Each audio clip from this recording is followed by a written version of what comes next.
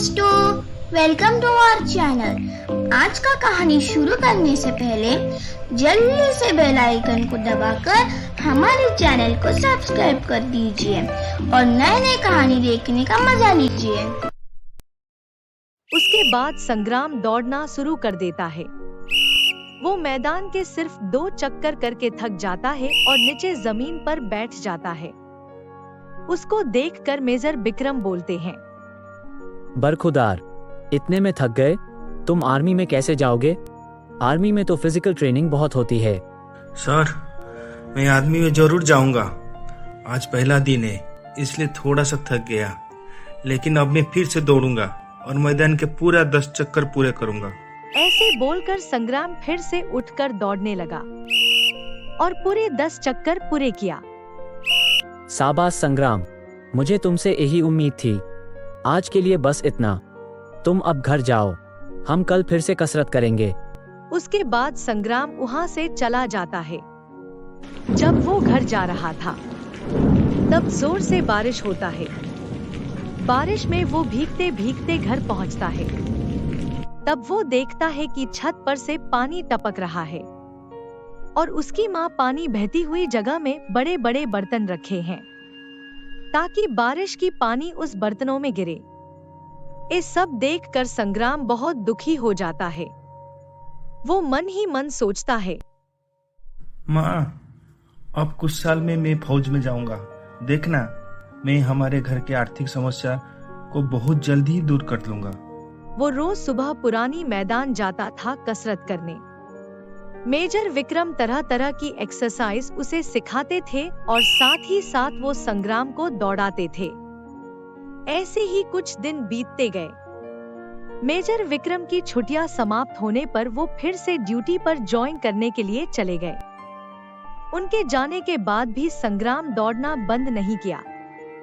वो घंटों घंटों दौड़ता था। वो अपना फिजिकल हेल्थ का पूरा ख्याल रखता था और साथ ही साथ पढ़ाई भी बहुत अच्छी तरह से करता था। उसने 10वीं और 12वीं कक्षा भी बहुत अच्छी मार्क्स से पास किया। ऐसे ही 5 साल बीत चुके थे। संग्राम आर्मी में जाने के लिए भारतीय सेना अग्निवीर की एग्जाम दिया और कुछ दिनों में उसका सिलेक्शन भी हो गया।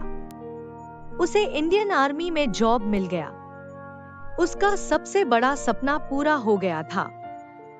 कुछ दिनों में वो अपने माँ बाबा की आशीर्वाद लेकर ट्रेनिंग के लिए चला जाता है। ट्रेनिंग खत्म होने के बाद उसको पहला पोस्टिंग कश्मीर में मिलता है। वो एक खुश खबर अपनी माँ बाबा को सुनाता है। उसके बाद वो मेजर विक्रम को मिलकर कश्मीर बॉर्डर में चला जाता है। वो वहाँ पर पूरे लगन और जज्बे के साथ अपनी ड्यूटी करने लगता है। बाबा, मैं आज पैसा भेजा हूँ। आप घर की छत ठीक तरह से मरम्मत कर लेना। आप और माँ कैसे हो? हम दोनों यहाँ पर ठीक है बेटा। तू कैसा है? मैं यहाँ ठीक हूँ बाबा। आप अपना और माँ का ख्याल रखना। अब मैं फोन रखता हूँ। एक दिन संग्राम अपने 2 साथियों के साथ पेट्रोलिंग में था। तब सीमा पार से कुछ आतंकवादी सीमा पर घुसने की कोशिश कर रहे थे। संग्राम ने तुरंत एक खबर अपने कैप्टन को दी। संग्राम, मैं यहाँ से अपना टीम भेज रहा हूँ, लेकिन तब तक तुम अपने दोनों साथियों के साथ उनको रोकना होगा। याद रहे, कोई भी बचकर भागना नहीं चाहिए। संग्राम अपने साथियों के साथ मिलकर योजना बनाता है। आतंकवादी 5 थे।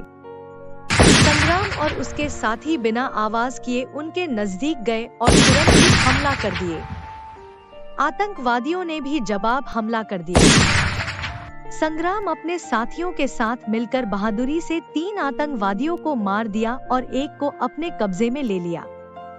लेकिन एक आतंकवादी वहां से भागने लगा। संग्राम अपने साथियों को बंदी आतंकवादी पे नजर रखने के लिए बोलकर उस आतंकवादी के पीछे भागा। संग्राम उसके नजदीक पहुंच गया। ये देखकर वो आतंकवादी पीछे मुड़कर संग्राम के ऊपर गोली चलाया। गोलियों से बचने के लिए संग्राम जमीन पर बैठ गया और उसने उस आतंकवादी को गोली मार दी। आतंकवादी की कुछ गोली संग्राम की पैरों में लगी थी। इसलिए वो बेहोश हो गया। उसे हॉस्पिटल में भर्ती किया गया। उसकी पैरों की ऑपरेशन किया गया। ऑपरेशन के बाद उसे जब होश आया, तब डॉक्टर उसे बोले, मिस्टर संग्राम, आपने बहुत बहादुरी से आतंकवादियों का सामना किया, उन्हें मार गिराया। हमें आपके ऊपर नाज है, लेकिन क्या है डॉक्टर, बताइए ना मुझे। आपका एक पैर बुरी तरह से घायल हो चुका था। इन्फेक्शन की वजह से जहर तेजी से बढ़ रहा था, इसलिए ना चाहते हुए भी आपका पैर काटना पड़ा हमें। क्या? ये आप क्या बोल रहे हैं डॉक्टर? मेरा पैर कट चुका है? नहीं। संग्राम में बात सुनकर जोर जोर से रोने लगता है। तभी मेजर विक्रम वहां पर आ जाते हैं और उसे गले लगा देते हैं। सर, देखिए ना, ये सब क्या हो गया। मेरा पैर अब नहीं रहा, मैं अब किसी काम का नहीं रहा। मैं अब कैसे करूंगा अपनी ड्यूटी, कैसे अपने देश के लिए लड़ूंगा। मैं अब किसी काम का नहीं रहा सर। नहीं संग्राम, तुमने जो किया वो बहादुरी का सबसे बड़ा मिसाल है। तुम्हारी वजह से ही वो आतंकवादी अपने मकसद में कामयाब नहीं हो पाए। तुमने अपने देश की रक्षा की है, और कौन कहता है कि तुम अब किसी काम की नहीं हो? तुम अब भी अपने देश के लिए काम कर सकते हो। लेकिन कैसे सर?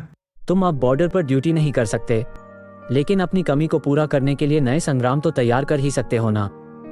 तुम अपने जैसे कोई बच्चों को रास्ता दिखा सकते हो, उन्हें फौज के लिए तैयार कर सकते हो, और ऐसा करके तुम अपने देश की सेवा ही करोगे। जी सर, आप बिल्कुल सही बोले। मैं ऐसा ही करूंगा। जैसे आपने मुझे हौसला दिया है, मैं भी दूसरों को दूंगा। उसके बाद संग्राम को उसकी बहादुरी के लिए मेडल मिलता है और वो अपने गांव चला आता है। उसके माता पिता के साथ पूरे गांव वाले संग्राम का स्वागत करते हैं। अगले दिन संग्राम गांव के स्कूल जाता है और वहां पर बच्चों को इकट्ठा करके उनसे पूछने लगा, हाँ तो बच्चों, मुझे ये बताओ, आप में से कौन ऐसा है जो भारतीय सेना में जाकर जान की बाजी लगाना चाहता है? वहां पर खड़े कुछ बच्चे अपने हाथ ऊपर करते हैं। उस बच्चों के चेहरे पर देशभक्ति का भाव था। ये देखकर संग्राम के चेहरे पर सुकून भरा मुस्कान छलकने लगा।